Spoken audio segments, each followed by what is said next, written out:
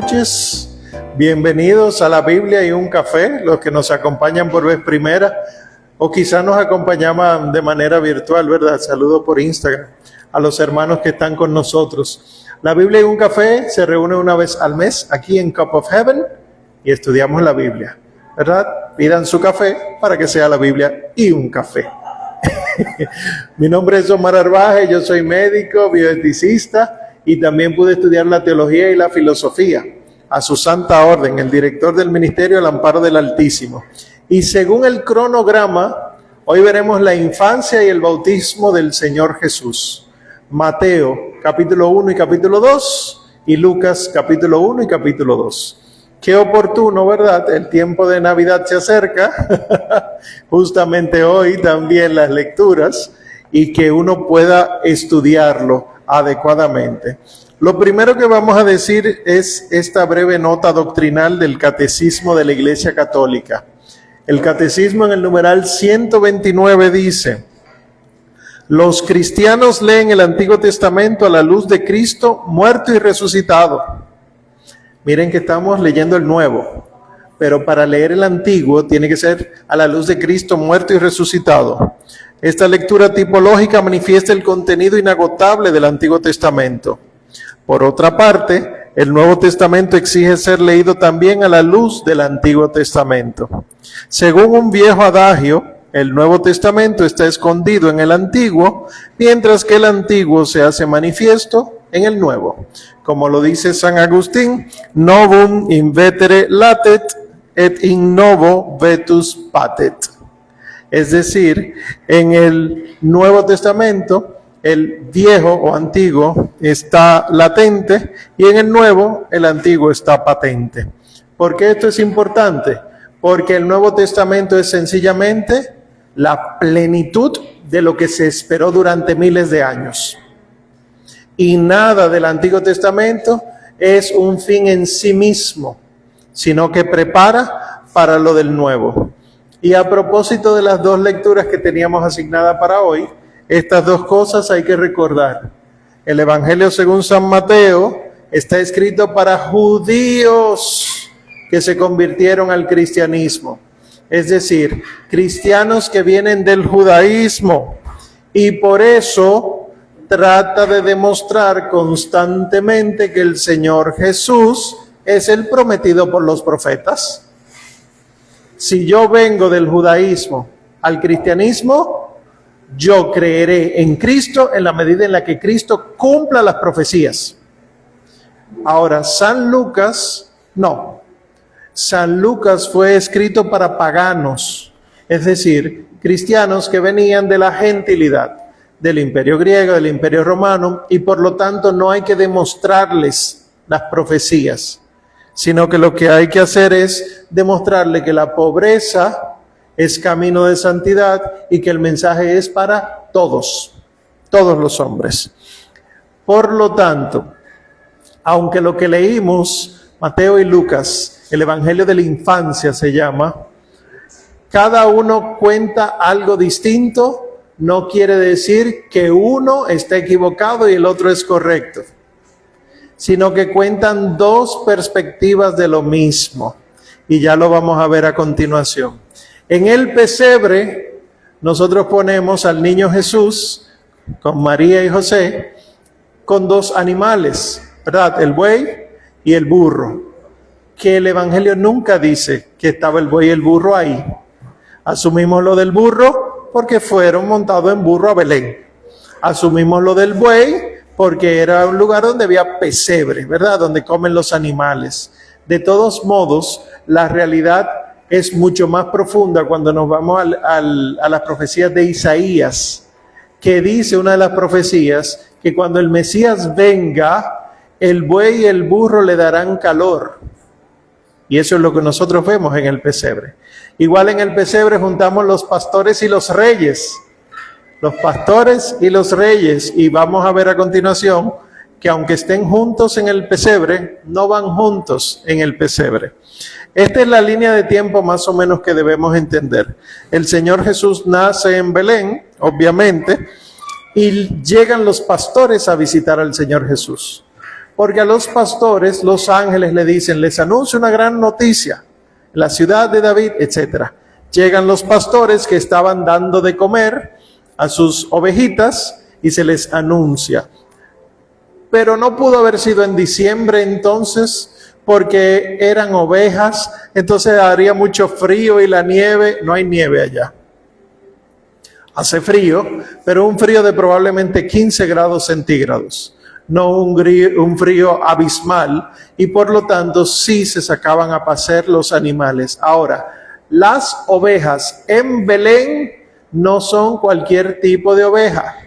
Las ovejas de Belén eran las ovejas que eran criadas sin mancha para ofrecer como holocausto en el templo.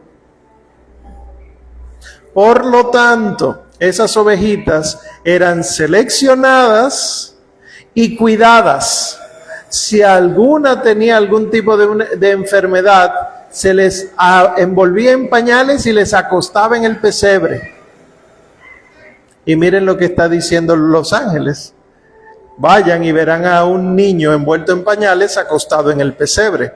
Aunque nuestro pesebre es en la casa, ¿verdad?, de madera y paja y demás, el pesebre habitual era de piedra.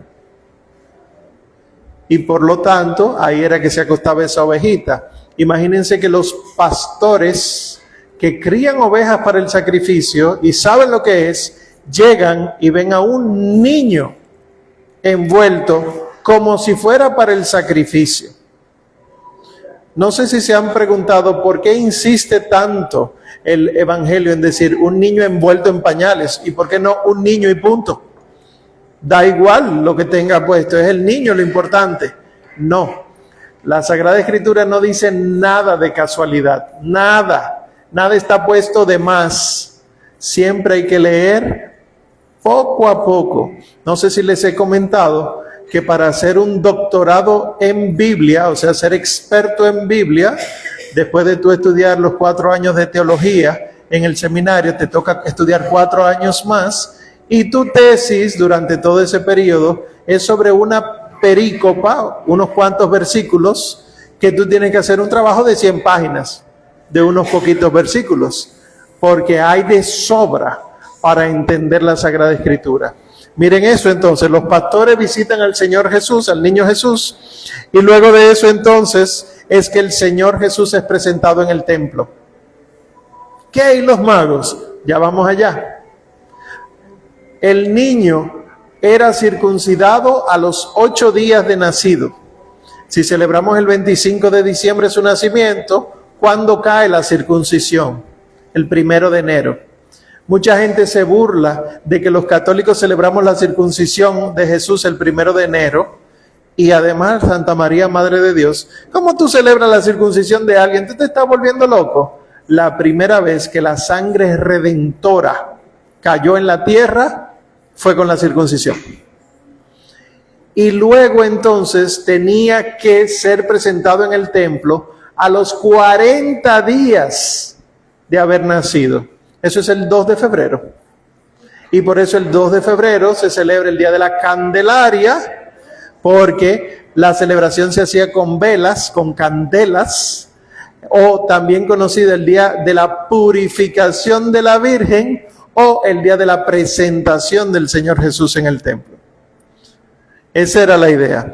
Entonces, presentado en el templo es que ahí conoce San Simeón y Santa Ana al niño, al pequeño niño. Es un recién nacido, tiene 40 días de nacido. Luego de eso es que entonces la Sagrada Familia regresa a Belén. ¿Cómo que regresa a Belén? Eso no lo dice la Escritura, es verdad, eso no lo dice la Escritura, pero sí dice la Escritura que luego llegan los Reyes Magos a adorarlo. ¿Cómo luego?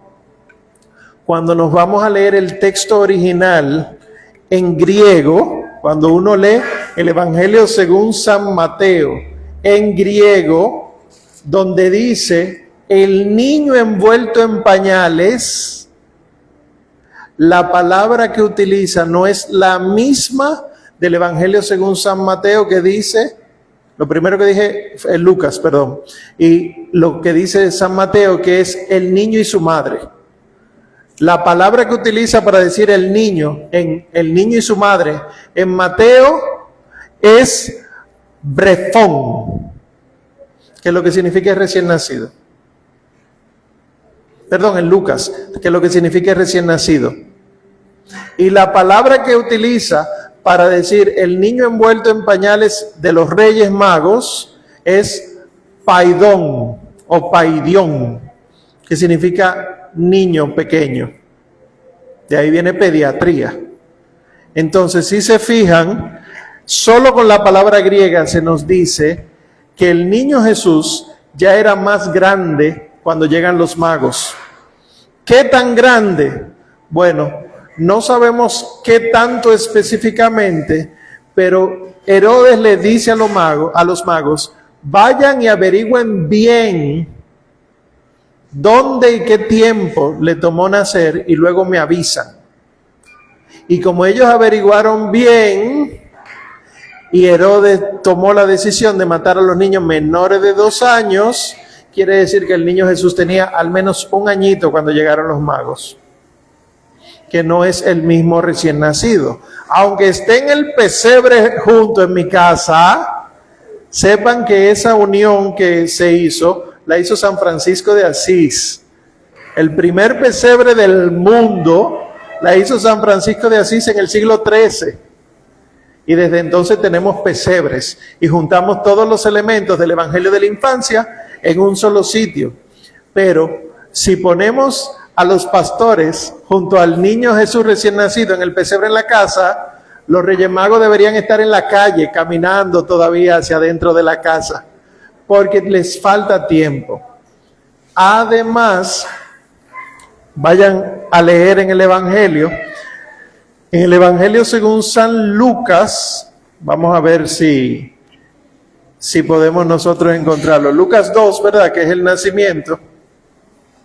Dice, específicamente, Lucas es de los pastores. Vámonos mejor a Mateo, para que veamos más específicamente lo que quiero decirle. En el Evangelio según San Mateo, dice, capítulo 2, versículo 11. ¿Lo encontraron? Mateo 2, 11. Y entrando ¿en dónde? En la casa. No en una cueva.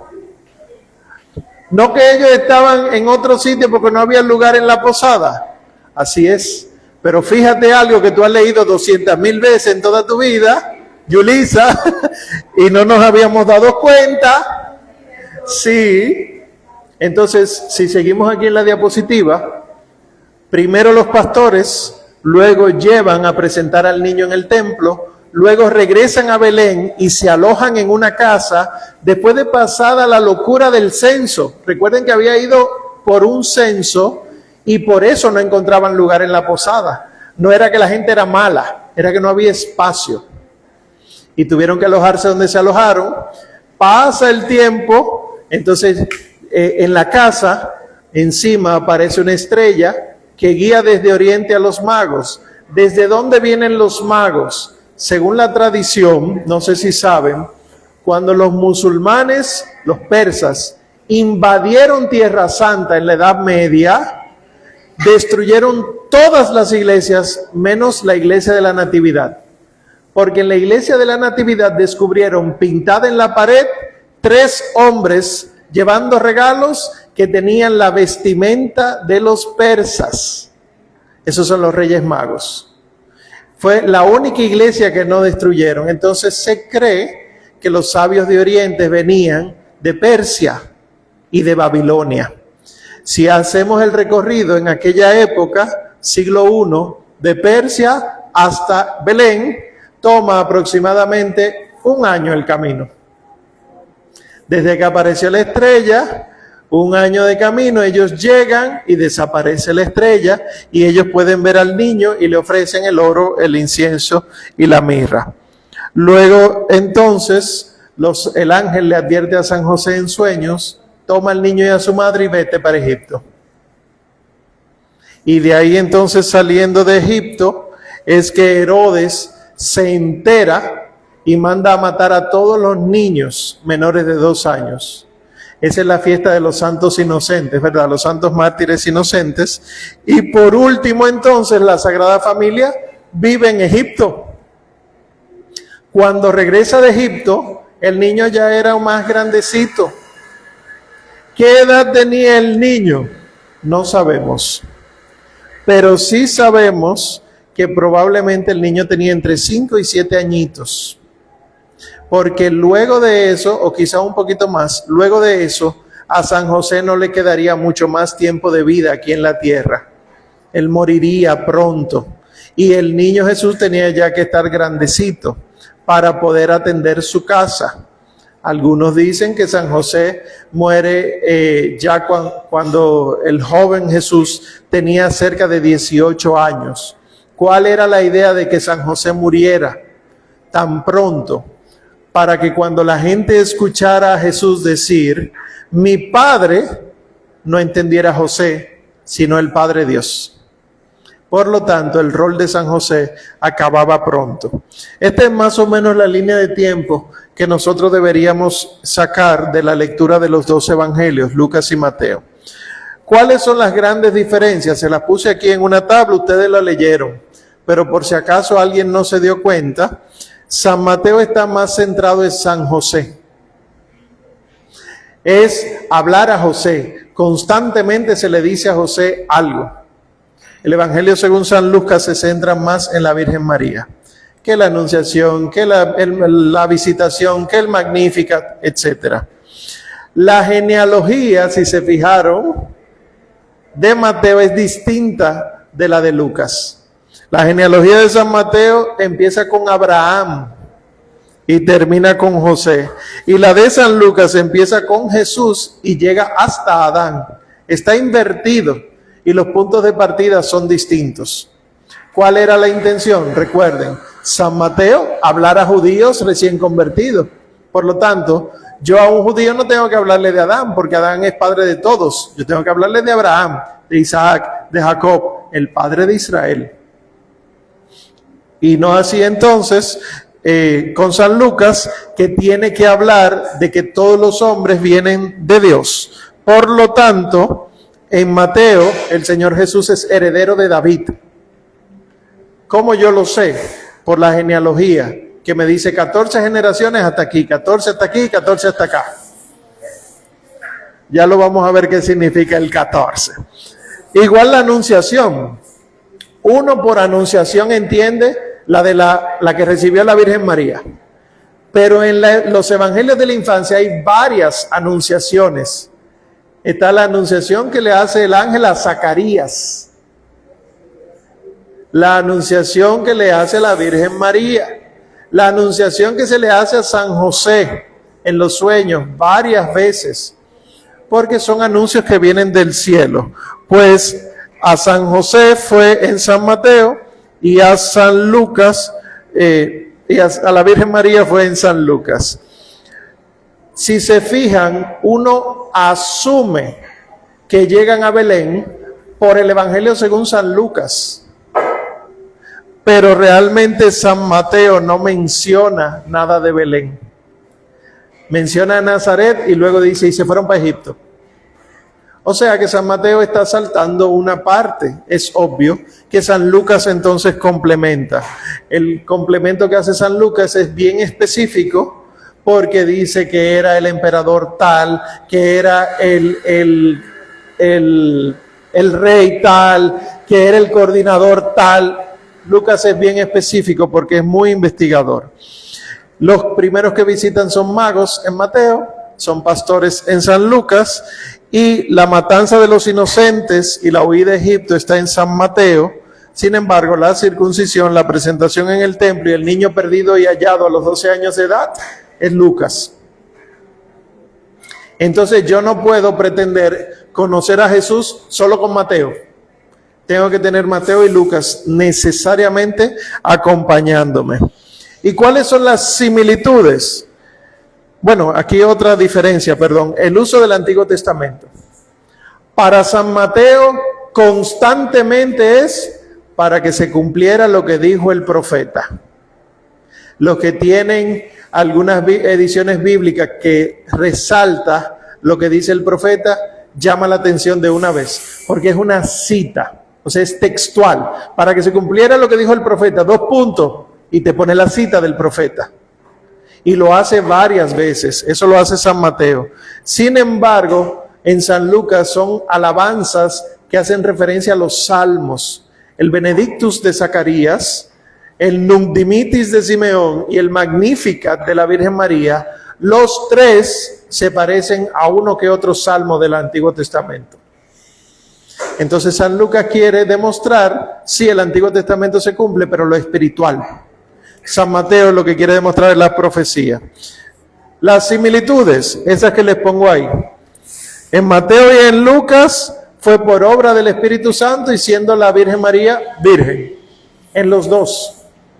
Lo mismo el lugar de nacimiento y lo mismo el nombre. Se le pondrá por nombre Jesús, que significa Dios salva. Entonces, vamos a los 14. ¿Qué significan los números 14? En el Evangelio según San Juan, dice, en el principio existía la palabra, y la palabra estaba junto a Dios, y la palabra era Dios. Lamentablemente, hay hermanos que se hacen pasar por cristianos, que tienen ediciones bíblicas que dicen, en el principio era la palabra, y la palabra estaba junto a Dios, y la palabra era un Dios. Esto lo dicen los mormones. Por eso usted no puede leer cualquier tipo de Biblia. La palabra era Dios, lo que quiere decir es que es uno junto a aquel que gobierna. Y asimismo nosotros pudiéramos decir lo que dice del libro de la generación arriba a la derecha, el libro de la generación de nuestro Señor Jesucristo, que así que empieza el Evangelio según San Mateo. Libro de la generación de Jesucristo, hijo de David, hijo de Abraham. ¿Dónde aparece eso por vez primera en la Biblia? En el Génesis. Génesis del 1 al 4 es muy peculiar. Eso hay que leerlo con otro tipo de anteojos. Pero a partir del capítulo 5 empiezan a hablarse todas las descendencias. Y Génesis 5:1 dice, libro de la generación de Adán, descendiente de Dios. Entonces San Mateo está cumpliendo aquí eso. ¿Qué pasa? Que como él dice, San Mateo, que el Señor Jesús es hijo de David, eso tiene que representar algo. Como hijo de David, nosotros vemos que de los versículos del 2 al 5, 14 generaciones. Del 6 al 11, 14 generaciones. Y del 12 al 16, 14 generaciones.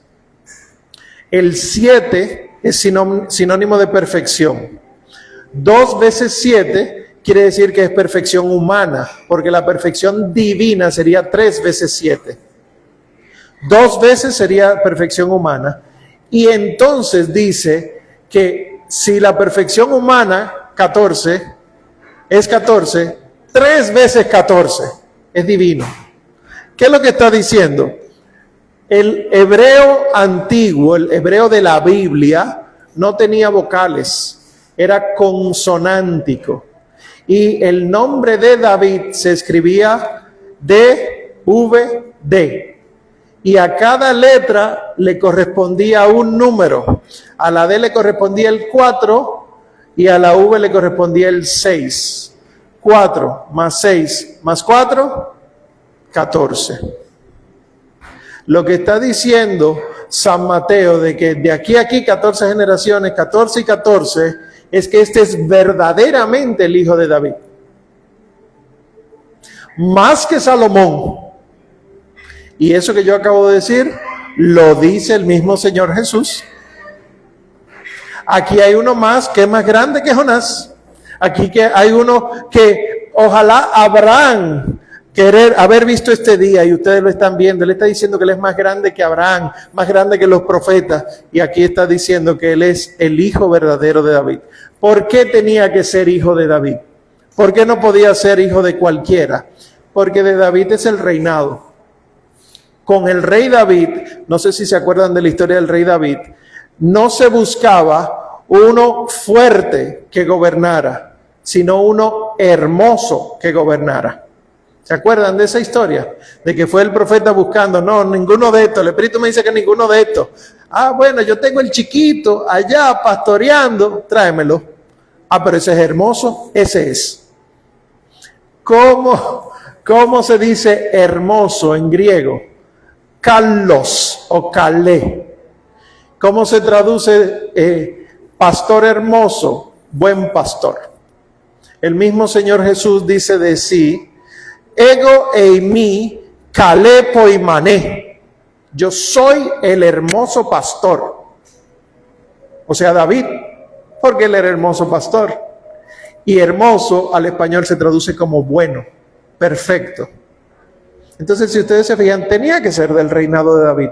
Además, por David se le dijo a Abraham, por ti se bendecirán todos los linajes de la tierra. Pero David lo iba a recapitular todos. A David se le dijo, yo consolidaré tu trono de su realeza para siempre. ¿Cómo David iba a vivir para siempre? Y a los que fueron deportados a Babilonia, que hubo un grupito que se mantuvo fiel, ese grupito se llama el resto. El resto de Israel no es lo que sobra, es un título que tiene. Es del grupo de Israel, el grupito que se mantuvo fiel a Dios. Recibe el nombre del resto. Pues al resto se le dijo, el resto no volverá a ser destruido nunca jamás. Diríamos en un lenguaje más del Nuevo Testamento, que ni las puertas del infierno prevalecerán contra él. Eso se dice de la iglesia. Entonces, para que el Mesías fuera rey, tenía que ser hijo de David. Para que por el Mesías se cumpliera que lo que él gobierna fuera un reinado o reino de Dios en la tierra, él tenía que ser de David. Y eso es lo que nosotros vemos en el Evangelio según San Mateo. San Mateo está tratando de demostrar que Jesús es rey, punto. El ángel le anuncia a la Virgen María, como ustedes saben del Evangelio según San Lucas, muchas cosas que ustedes han escuchado en todos estos días, ¿verdad? Y probablemente lo escuchemos en marzo de nuevo. La Virgen María recibe el ángel, etcétera. Pero a mí lo que me interesa hoy es esto. El ángel le dice a la Virgen, el Espíritu Santo vendrá sobre ti y el poder del Altísimo te cubrirá con su sombra. Y le pongo algo en griego ahí. Episkiaxo. Episkiaxo es la misma palabra que se utiliza aquí, en Éxodo 40. La nube moraba sobre la tienda del encuentro y la gloria del Señor llenaba la morada.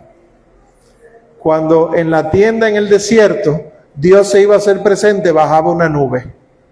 Y bajando la nube aparecía Dios. Eso fue lo que pasó con la Virgen María. Cuando el ángel le dijo, la sombra del Altísimo te cubrirá, está hablando de la nube del Sinaí. Lo que cubría, cuando dio los 10 mandamientos Dios, lo que cubría el tabernáculo, la tienda del encuentro, es lo mismo que cubrió a la Virgen. Es el mismo verbo. Episkiazo, se posará sobre.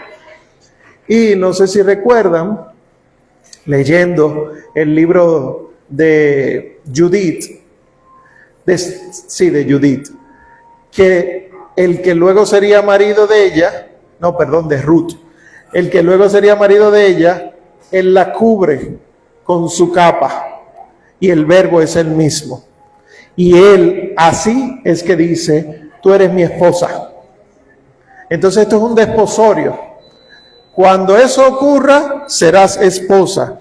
Y miren cómo dice el Papa Pío IX con respecto de la Inmaculada Concepción. Por cierto, el día 8 de diciembre del año que viene ya será, cómanse un Pío IX.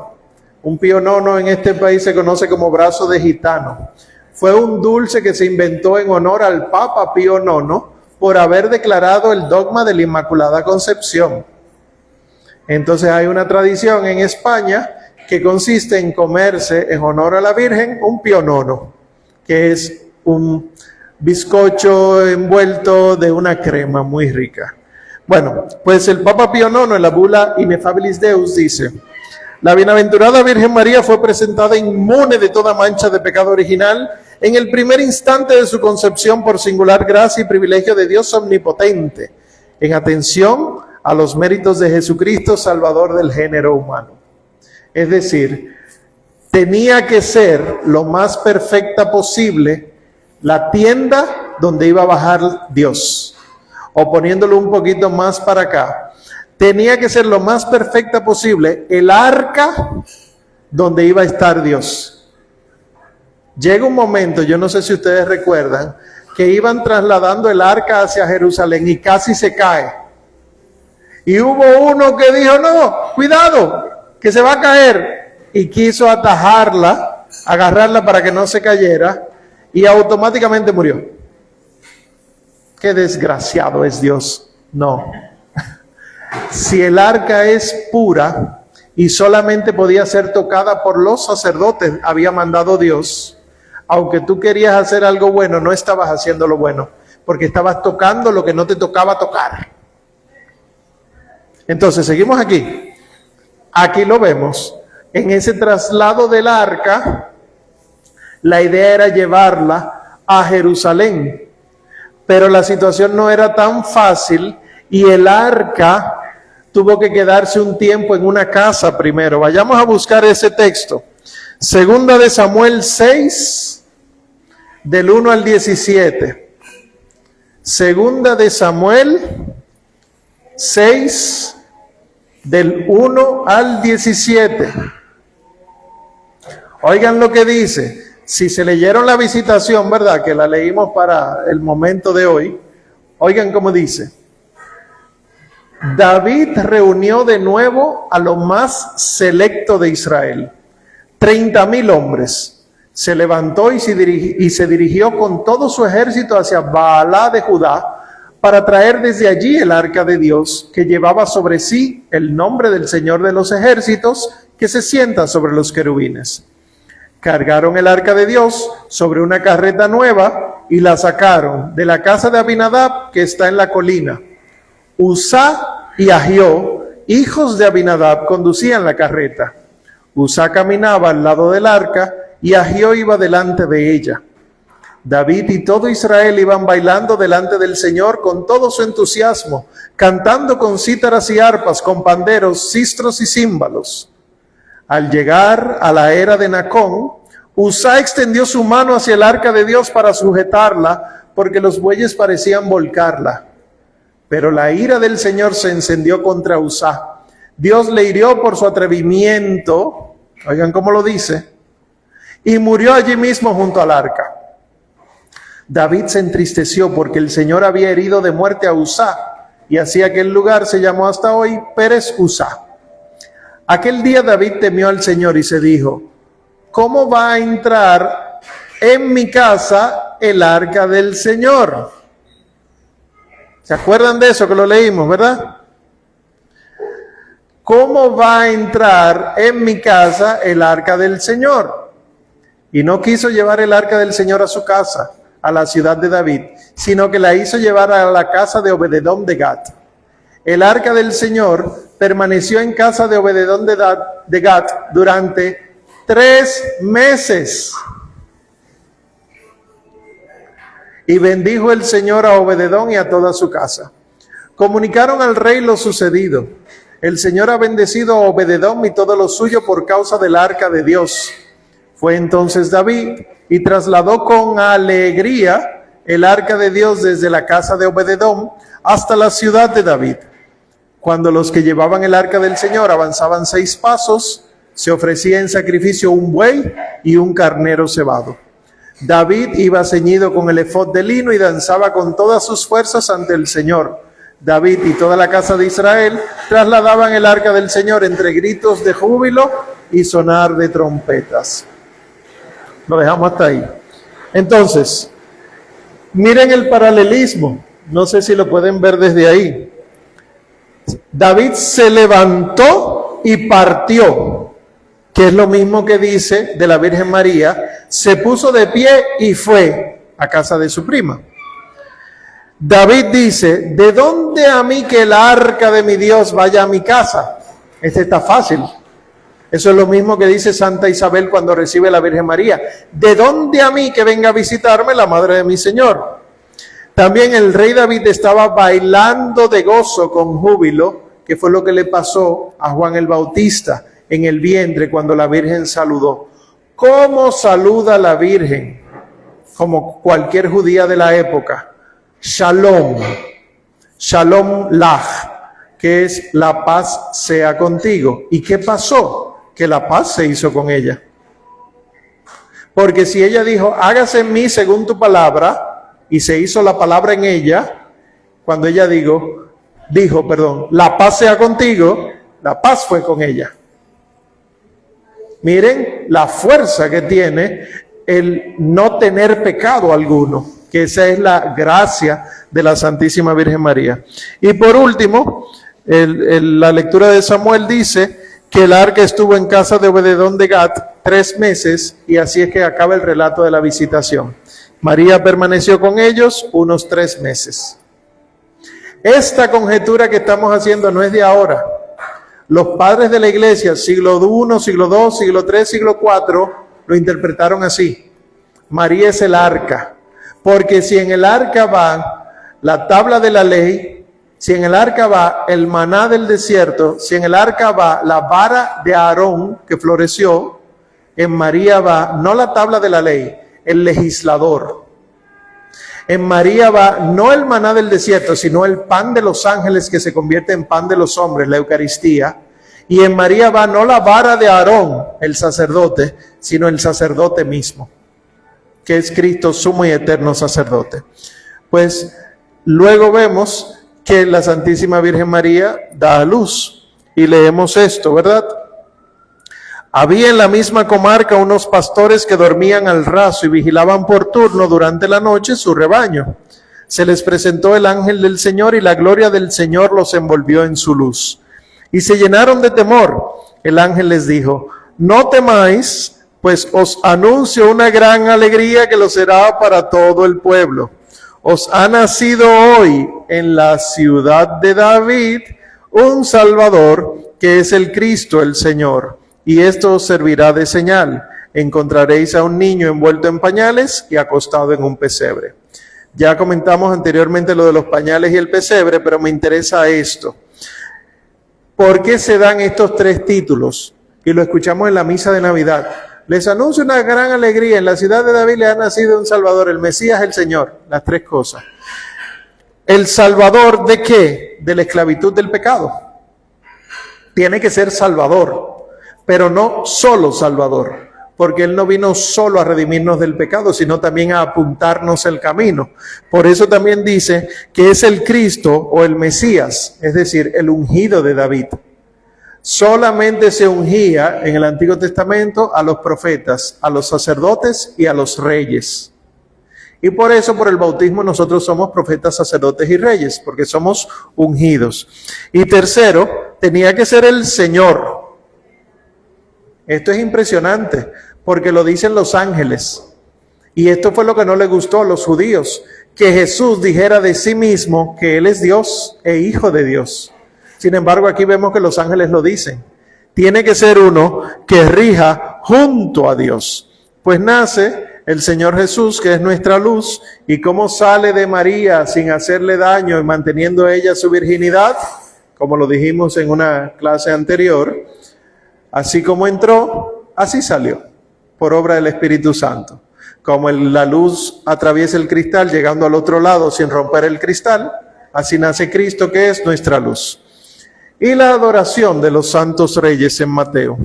Ustedes ven que dicen, entraron en la casa, vieron al niño con María, su madre, y postrándose le adoraron. Abrieron luego sus cofres y le ofrecieron dones de oro, incienso y mirra. Primero,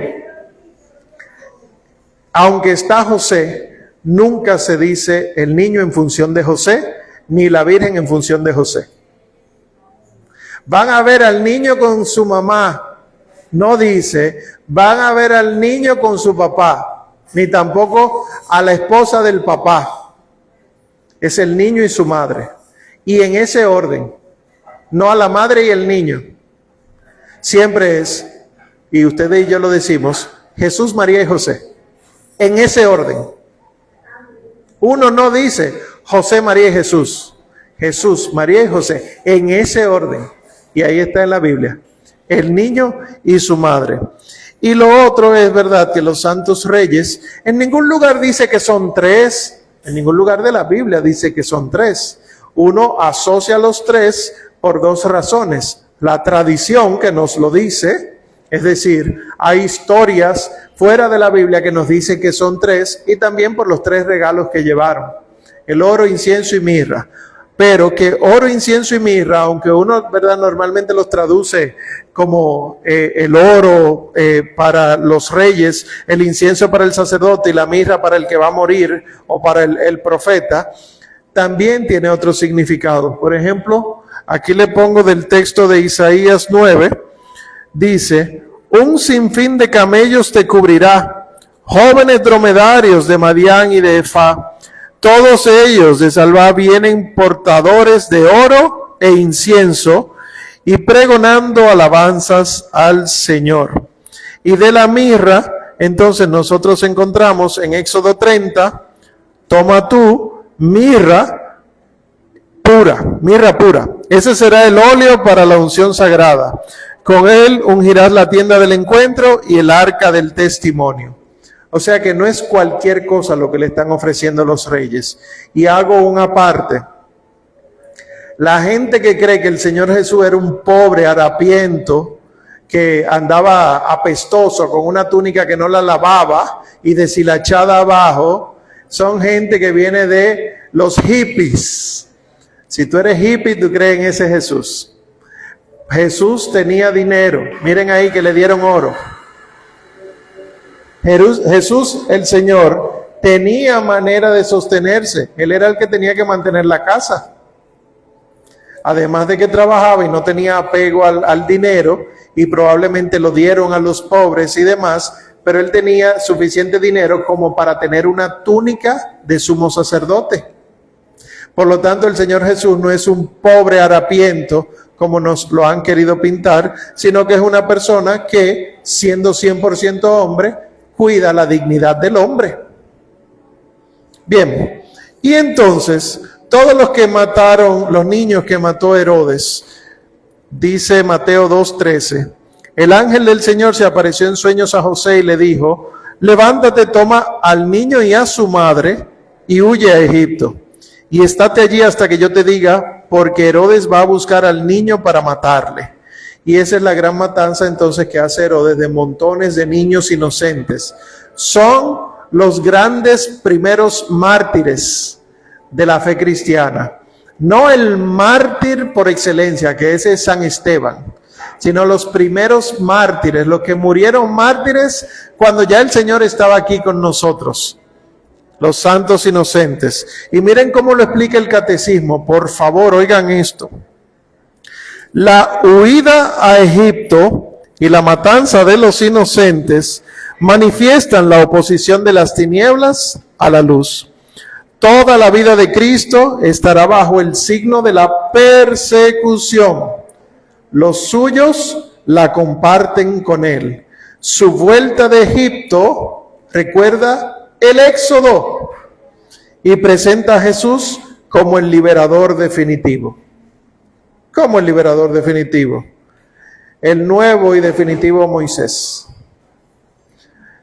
Para el Evangelio según San Mateo, el Señor Jesús también es Moisés, no solo David. Y para muestra de eso lo vamos a ver en enero, en Mateo, cuando el Señor quiere predicar, sube a un monte como Moisés. Ya lo veremos en enero.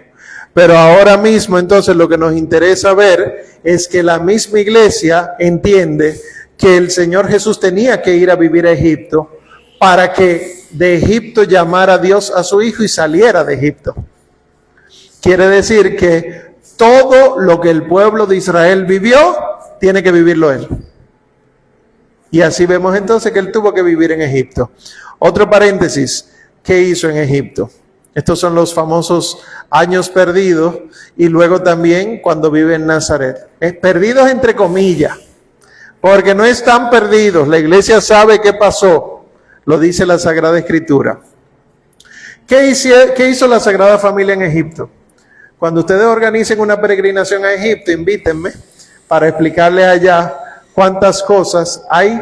Iglesias de cuando la Sagrada Familia se paró a descansar, de cuando la Sagrada Familia se paró a darle el seno al niño Jesús, y donde vivió la Sagrada Familia, porque San José tuvo que trabajar en Egipto para mantener la familia. Algunos dicen San José llegó a trabajar en algunas de esas cosas que había en Egipto, que uno asocia a las pirámides solamente, pero había más templos. Y según una tradición antigua, cuando la Sagrada Familia iba entrando a Egipto, los ídolos se iban destruyendo. Pueden buscarlo, pueden rezar lo que se llaman los dolores y gozos de San José. El dolor y gozo número 5 dice que San José sintió dolor al tener que llevarse a su familia a Egipto, huyendo de quien lo mataba, pero sintió gozo al ver que mientras entraba, los ídolos caían y se destruían a los pies de su hijo. Eso es impresionante. Yo me imagino lo que debió haber sido ese momento, que se destruyeran. Piensen en las esfinges que hay allá destruidas. Bueno, entonces, ¿cómo nos explica el catecismo lo que dice San Lucas? Que María guardaba todas estas cosas en su corazón y que además el niño se sometía a ellos y crecía en gracia, estatura y sabiduría delante de Dios. ¿Cómo lo explica? Primero, ¿para qué María guardaba esas cosas en el corazón? ¿Cuál es el lugar donde nunca va a entrar el demonio en el universo entero? Allí donde no hay pecado. ¿Y dónde no había pecado en esta tierra en ese momento? En la Virgen María. Por eso es que su inmaculado corazón triunfará, como dijo en Fátima, porque es que todos tenemos que convertirnos en inmaculados corazones, allí donde no entra el demonio. Entonces, ¿para qué lo guardaba? Para que estando ahí preservado de la mentira, cuando el demonio viniera a tentarla a ella no se dejara engañar. Porque recuerden que cuando el demonio habló con Eva, la engañó. Utilizó la palabra de Dios para engañarla. Y eso mismo hizo con Jesús en el desierto. Utilizó la palabra de Dios para engañarlo. Pero como él no conocía pecado, no se dejó engañar. Así mismo ella. Y esto de crecer en gracia, estatura y sabiduría, nos lo dice el catecismo. Dice los numerales 531 al 532. Jesús compartió durante la mayor parte de su vida la condición de la inmensa mayoría de los hombres. Una vida cotidiana, sin aparente importancia, vida de trabajo manual, vida religiosa judía sometida a la ley de Dios, vida en comunidad. De todo este periodo se nos dice que Jesús estaba sometido a sus padres y que progresaba en sabiduría, en estatura y en gracia ante Dios y los hombres. Con la sumisión a su madre y a su padre legal, Jesús cumple con perfección el cuarto mandamiento. Hago un paréntesis aquí.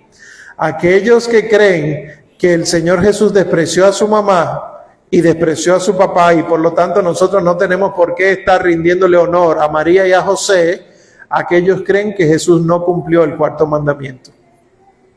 Y si Jesús faltó a uno de los mandamientos, él es pecador. Si hay alguien que ama y respeta y honra a su mamá como a nadie en el mundo, es el Señor Jesús. Y por eso hay un santo que dice: no temas nunca amar mucho a María, porque nunca la amarás más que lo que la ama Jesús. Y miren cómo lo dice el catecismo. Sometiéndose a sus padres, cumplía el cuarto mandamiento a la perfección. Y termina la cita diciendo: la obediencia de Cristo en lo cotidiano de la vida oculta inauguraba ya la obra de la restauración de lo que la desobediencia de Adán había destruido. Si Adán destruyó el mundo por desobedecer, ¿qué tenía que hacer el nuevo Adán? Obedecer, pero obedecer en todo. Y si su padre quiso que él tuviera padres terrenales, así sería. Ahora, ¿podían ser padres terrenales maltratadores, mentirosos, calumniadores? Imposible, porque ellos tenían que darle el testimonio de la verdad. Por lo tanto, y concluyo con eso, la Virgen María y San José no podían ser cualquiera. Tenían que estar preparados desde siempre en el plan de Dios. Y ya para terminar, el bautismo del Señor. ¿Y por qué juntamos la infancia con el bautismo? Eso mismo pasa en el tiempo de Navidad, el tiempo litúrgico, ¿verdad? Ustedes ven que el tiempo de Navidad, aunque empieza con el nacimiento del Señor, termina con el bautismo del Señor. Porque realmente el tiempo de Navidad, aunque se llama así, lo que quiere celebrar son las epifanías del Señor. Alguien aquí quizás no sabe lo que es una epifanía, pero ha oído nombre de Epifania, es de ahí, Epifania, Epifanio, es de epifanía. Epifanía lo que quiere decir es manifestación. Los reyes, emperadores, cuando llegaban a un pueblo, daban muchas gracias. No se cobraba impuestos durante el tiempo que él estuviera ahí, había 2 por 1, la gente tenía lo que ustedes quieran gratis, etcétera. Eso se llamaba epifanía. El Señor Jesús en este periodo tiene varias epifanías. La epifanía a los pastores, se mostró a los pastores y les dio gracias. La epifanía a los magos, le dio la gracia a los magos de compartir la conversión. No sé si lo saben. ¿Los magos se convirtieron? Claro que sí. El Evangelio dice que se devolvieron a su tierra por otro camino. Un camino de conversión distinto. Y según cuenta la tradición, ellos volvieron a Persia y allá vivieron esperando la manifestación de Jesús hasta que llegó un tal apóstol Santo Tomás y los evangelizó, los bautizó, los ordenó obispos a San Melchor, a San Gaspar y a San Baltasar, y murieron mártires después de haber celebrado la misa de Navidad. Vayan y busquen esa historia, es muy bonita. Pues, entonces está la epifanía a los magos, pero luego está la epifanía al pueblo de Israel. Él tenía que mostrarse al pueblo de Israel. Y eso ocurre cuando él se bautiza. En el bautismo nosotros vemos que se abren los cielos, que se oye la voz del Padre y que se manifiesta el Espíritu Santo. Por lo tanto, se manifiesta la Trinidad. ¿Qué nosotros vemos? En 1 Samuel, capítulo 16, versículo 13, dice que el profeta le ungió en medio de sus hermanos, y a partir de entonces vino sobre David el Espíritu del Señor. Aunque el Señor Jesús no necesitaba el bautismo para tener al Espíritu Santo con él, nosotros necesitábamos el signo de la inauguración del bautismo. Porque el Padre, cuando habla desde el cielo, no dice, a partir de ahora este es mi Hijo el amado. Sino que incluso la palabra que ustedes y yo le decimos, el amado, es otra palabra que utiliza el texto. Le dice, este es mi Hijo el predilecto. Porque dilecto o dilectus en latín es amado y predilectus es el amado desde siempre. Lo que el Padre está diciendo, este es mi Hijo, el que desde siempre he amado. Escúchenlo. O sea que el bautismo no fue por Cristo, fue por nosotros. Y dice entonces la Iglesia, desde ese momento, las aguas del mundo, que eran sinónimo de muerte, ahogamiento, sirven ahora para borrar el pecado y que el hombre salga de ellas. El bautismo. Desde ese momento se bendicen todas las aguas del mundo. Por eso entonces se cumple, por ejemplo, con Juan el Bautista. ¿Quiénes eran los que ungían a los sucesores de David? Solo los profetas y solamente los levitas. Levitas, ¿y qué era eso? La tribu de Israel que era sacerdotal. ¿Y San Juan era sacerdote? Oh, ¿y quién era su papá? San Zacarías, y era de la tribu de Leví. Por lo tanto, Juan el Bautista era de la tribu de Leví, era levita, pero también él era el que cerraba el ciclo de los profetas. San Juan es Elías, porque Elías del Antiguo Testamento preparaba la figura de San Juan. Nosotros hemos escuchado hace poco que San Juan le manda a preguntar al Señor Jesús: ¿eres tú el que hemos de esperar o tenemos que esperar a otros? Y el Señor Jesús le dice: vayan y díganle a Juan, los ciegos ven, los sordos oyen, los cojos andan, etc. Juan no era que tenía dudas, era que ya quería ver cumplida la promesa de Dios. Y por eso él acepta con tanta alegría su martirio, porque ya por fin él pasaría a ser el más grande de los hijos de los hombres y aún así el más pequeño entre los hijos de Dios. Entonces Juan cumple las profecías. Y la paloma, ¿por qué los textos dicen que el Espíritu Santo desciende en forma de paloma? ¿Y por qué no vuelve a aparecer en forma de paloma el Espíritu Santo? Por ejemplo, en Pentecostés. ¿Por qué baja como lenguas de fuego en Pentecostés? La última vez que vimos la figura de la paloma fue en el diluvio universal. Noé, para saber si se había acabado el diluvio, manda un cuervo, pero ese nunca vuelve, ese hijo de su madre. Por eso los cuervos, cría cuervos. Pero luego dice: déjame sacar la paloma. Y él saca la paloma 3 veces. La primera vez y la paloma vuelve. La segunda vez la paloma vuelve con una rama de olivo en el pico, sinónimo de paz. Y la tercera vez la paloma nunca más vuelve. Eso es lo que nosotros vemos aquí en el bautismo. La primera vez que es enviado el Espíritu Santo a los hombres, la paloma vuelve sin nada, porque todos los hombres en el Antiguo Testamento eran pecadores. La segunda vez que es enviada es en este momento donde sí encuentra a Cristo, que es nuestra paz, y regresa donde el Padre con la paz, y todos nosotros que formamos parte del cuerpo de Cristo.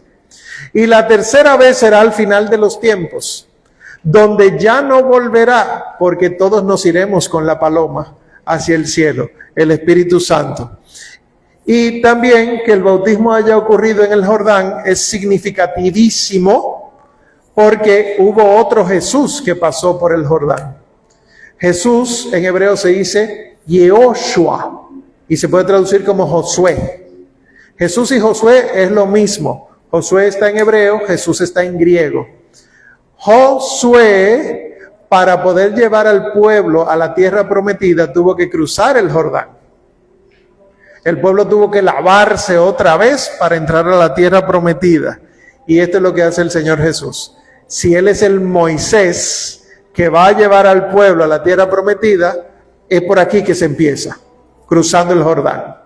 Y el Jordán, como ustedes saben, es el punto más bajo de la tierra, y ahí fue que bajó el Señor Jesús para llevarnos. Entonces, que todo este tiempo que vamos a empezar a vivir pronto, el tiempo de Navidad, estamos en Adviento, pero el tiempo de Navidad, que sea profundizando en estas cosas. Que el pesebre está muy bonito, pero que meditemos cuáles figuras van ahora y cuáles no. Es verdad que quitamos al niño Jesús porque todavía no ha nacido, pero vayamos un poquito más profundo. Porque al final lo que Dios quiere con todo esto es la conversión. Los arbolitos son bonitos, pero si no te ayudan a convertirte, no sirven para nada. Igual los pesebres, igual los regalos. Para el mes que viene, si Dios quiere, esta es la asignación de lectura. Lo voy a leer, pero recuerden que se manda por el chat. Si alguno no está en el chat, les voy a dejar al final el código QR para que se unan, ¿verdad? La asignación de lectura es Mateo del capítulo 5 al capítulo 7. Marcos del capítulo 3, versículo 13 al capítulo 4, versículo 34. Lucas desde el capítulo 10 hasta el capítulo 18 con el versículo 14. Y Juan del capítulo 5 al capítulo 10. Son muchas cosas, ¿eh? Sí, lo que pasa es que no nos vemos el tercer miércoles en enero, porque el tercer miércoles es 21 de enero y es no laborable. Entonces nos veríamos el cuarto miércoles de enero. ¿Está bien? Esa será la única excepción. 28 de enero es nuestro próximo encuentro. Si alguno no está en el chat, pues ahí les dejo el código QR para que entonces pueda unirse al chat. ¿Alguna pregunta, alguna duda, algún comentario, algo que quisieran compartir, algo que quisieran que se les responda? Aquí hay, vamos a pasar el micrófono para que los demás escuchen, please. El micrófono con el otro micrófono. En Mateo 1, en el capítulo, en el versículo 21, dice, dará a luz un hijo de por nombre de Jesús. Sí. Pero un poquito más adelante dice, mirad, la Virgen concebirá y dará a luz un hijo y pondrá por nombre de Manuel. Sí. Dios con nosotros. Entonces, en Lucas dice solamente Jesús, dará por nombre Jesús. Gracias. Normalmente las traducciones no nos ayudan. Nosotros aquí estamos haciendo un esfuerzo grande de entender la Biblia en español, pero recuerden que la Biblia, el Nuevo Testamento fue escrito en griego. ¿Qué pasa? Que traducir palabra por palabra no se puede en ningún idioma del mundo. Por ejemplo, ¿cómo traducimos sobremesa del español a cualquier otro idioma? Eso no existe. Entonces, cada idioma tiene una cultura y tiene una semiótica, un significado detrás de cada palabra. Cuando dice, y será llamado Emmanuel, no es que se le pondrá el nombre de Emmanuel, sino que será conocido. El apelativo será el Emmanuel, que significa Dios con nosotros. Y es verdad, cuando Dios estaba con Adán y Eva, era un Dios con ellos. Era el Emmanuel. ¿Qué tenía que hacer el Señor Jesús? Volver a ser el Dios con nosotros. Y es el Emmanuel. Jesús es el nombre que se le puso, que es el nombre sobre todo nombre. Pero profundamente nuestras almas reconocen que Él es Dios con nosotros, el Emmanuel. Hay gente que cree que son dos nombres y le ponen Jesús Emmanuel. Entonces Jesús Emmanuel, me imagino que de los santos, ¿verdad? Sí, no me dejen, porque esto no es stand-up comedy, por favor. ¿Alguna otra pregunta? Sí.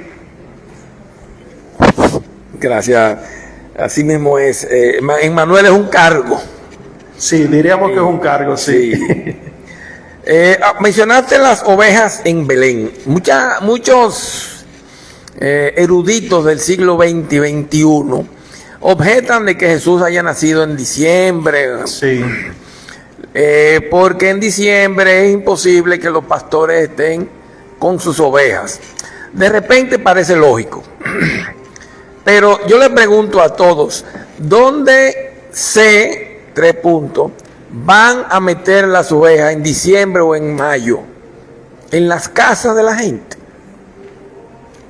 ¿Dónde se meten las ovejas cuando hace frío? En el mismo potrero, en el mismo sitio. Y las ovejas están hechas para aguantar frío. Y de Belén es que salen las ovejas, como dijiste, al holocausto. No se acepta una oveja que no venga de Belén. Y por lo tanto Jesús debía haber nacido en Belén, aunque sea inaudito venir de Nazaret a Belén, a parir ahí, pudiendo parir en cualquier sitio. No, lo que pasa es que está escrito que todas las ovejas, un cordero como degollado, tenía que salir de Belén. De Belén iba al baño que está en la puerta norte, se lavaban ahí y entraban. Y de hecho, la multitud enorme que vino con Jesús el domingo de Ramos, era porque ese era el día en que las ovejas se seleccionaban y la gente compraba su oveja para llevarla al templo el día 14, el mismo día en que muere Jesús, entre las 2 tardes. ¿Cuáles son las 2 tardes? Entre las 2 y las 6, las 3 de la tarde. Para que todo, como tú dijiste, coincida entre lo que se escribió patentemente en el Nuevo Testamento y el Nuevo Testamento estaba latente en el cosa. Otro tema, los 40 días de la Virgen, día de la purificación, todavía se mantiene hoy. Sí. Las damas tienen que guardarse los 40 días. De riesgo, le dicen. Son los 40 días de riesgo. Ese es el día que fue la Virgen a presentarse al templo para una certificación de que ya ella volvía a sus deberes normales. Los magos de Oriente. Los magos, la palabra mago es de una tribu de Media, al sur de lo que hoy es Persia, al sur de Irán. Los medos y los persas se unieron, formaron aquel imperio con Ciro y todo eso, pero en el tiempo de Jesús eran los seleucidas, descendientes de Alejandro Magno. Y los magos eran los científicos que asesoraban al rey en la corte. Eran los eruditos, y de ahí que viene la magia, porque sabían demasiado. Como los sacerdotes en Egipto, que tenían todos sus trucos, ellos eran los científicos, y como científicos eran astrólogos, eran todo lo que los saberes. Entonces los reyes de esa época los tenían cerca de la corte, como no son competencia, no lo podían envenenar, no tienen por qué envenenarlo ni matarlo, como se hacía entre los reyes, pero sí tenían demasiada erudición, y por eso la palabra se dejó como algo con mucho conocimiento. Y no eran reyes, eran de la corte. Sí. Dijiste de 7 años de Jesús que se presentó al templo. No, de salir de Egipto. En el templo él fue encontrado a los 12 años. A los 12, sí. Que en el Bar Mitzvah, sí. Que tiene que por eso que se pierde, porque él llega al templo con su mamá, y como ya es adulto, se tiene que ir a su pueblo con los varones, con su papá. Y en ese cambio, el papá cree que ella iba con ella, y ella cree que iba con su papá. Y por eso que cuando se juntan allá, que ¿dónde está el muchacho? A devolverse de nuevo. La genealogía que hay que apuntar, que en Mateo pasa por José, Sí. pero está hecho para judíos conversos. En Lucas está hecho para gentiles conversos, pasa por María. Lucas menciona a María, no menciona descendiente de José, porque para todo el mundo la raza judía se transmite por la mujer. Tú puedes ser hijo de un judío y eso no garantiza que fueras judío, pero si tú eres hijo de una judía, eso sí te da el carácter de raza judía, porque Lucas le quiere decir, es de ahí que viene. Entonces nos dice ambos que pasan por David y llegan a Abraham y hasta Adán. Y terminar, dijiste que la palabra era hermoso. Completamente de acuerdo, porque hermoso significa hecho perfecto. Y cuando uno iba a seleccionar las ovejas, era como mandato de Dios, la más hermosa estructuralmente hablando. Sí, la perfecta. La más bien hecha, es más bien eso, la más bien hecha, esa es la que yo quiero, y por eso es la palabrita hermosa que es, Sí. que también es un apelativo que se le puso al manto, que dice traducido que es un manto de lino nuevo. Realmente era un manto de lino, aunque es nuevo, perfecto, bien hecho para la mortaja. Sí. Poquito a poco iremos aprendiendo griego. Una cosita, allá hay una mano levantada, me parece, ¿o no? No. Fue la cuenta que pidieron. Una cosita, además, ¿por qué tuvo que nacer en Belén el Señor? Recuerden que esa es la ciudad de David. Y como bien decía el hermano, si cuando él entra triunfal en Jerusalén montado en su borrico, era el día de la selección de los corderos, recuerden el cántico que le hacían al Señor Jesús, Hosanna al Hijo de David. Está haciendo referencia a Belén. Belén significa también la casa del pan. Por lo tanto, allí donde estaban las ovejas para el sacrificio, allí donde nació el rey de Israel y allí donde se muele el trigo para hacer el pan, todo eso en el Señor Jesús se cumplía. Belén no es poca cosa y asimismo ningún otro tema de la Sagrada Escritura es poca cosa. Pues mis queridos, muchas gracias, que Dios les bendiga mucho, que tengan buen provecho. Si pidieron su café, qué bueno, si no lo pidieron, pídanlo. Y los hermanos de las redes sociales, muchas gracias, de verdad. Dios les bendiga mucho.